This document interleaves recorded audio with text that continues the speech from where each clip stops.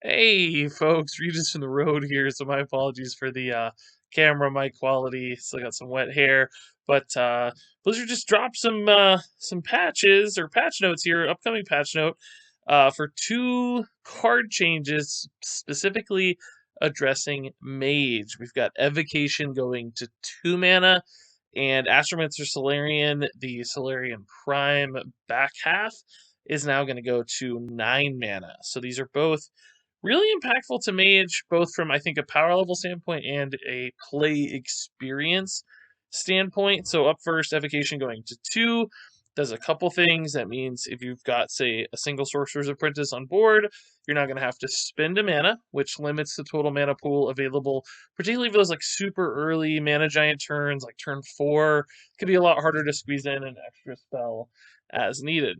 And then I think perhaps even more importantly, perhaps, is this will no longer be generated off of cards like Wand Maker, where you're getting extra evocations sometimes, playing 2-3 evocations in a game if they're also running Cobalt Spellkin.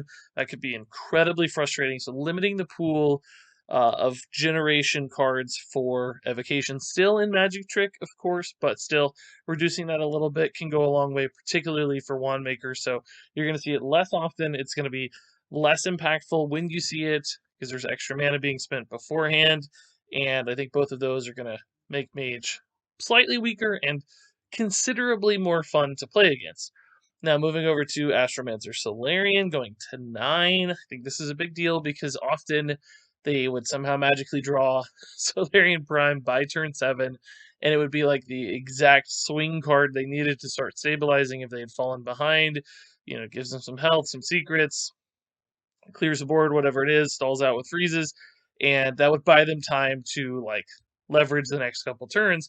By pushing that to 9 mana, you're slowing down that swing opportunity, and often they might even draw it and have a dead card in hand for a while longer, so it could be a dead card as well. So beyond that, they can't do other things alongside Solarian as easily. So before you could, still toss in a Frost Nova if you needed to, or whatever other random thing. And now you're not going to be able to do that as often. You're only going to have that one spare mana to spend, which means you can only use a handful of things like maybe one Ray of Frost. So slowing down the immediacy of Solarian Prime and then also limiting the kind of multi-card impact when playing it is going to make Solarian Prime way weaker, I think.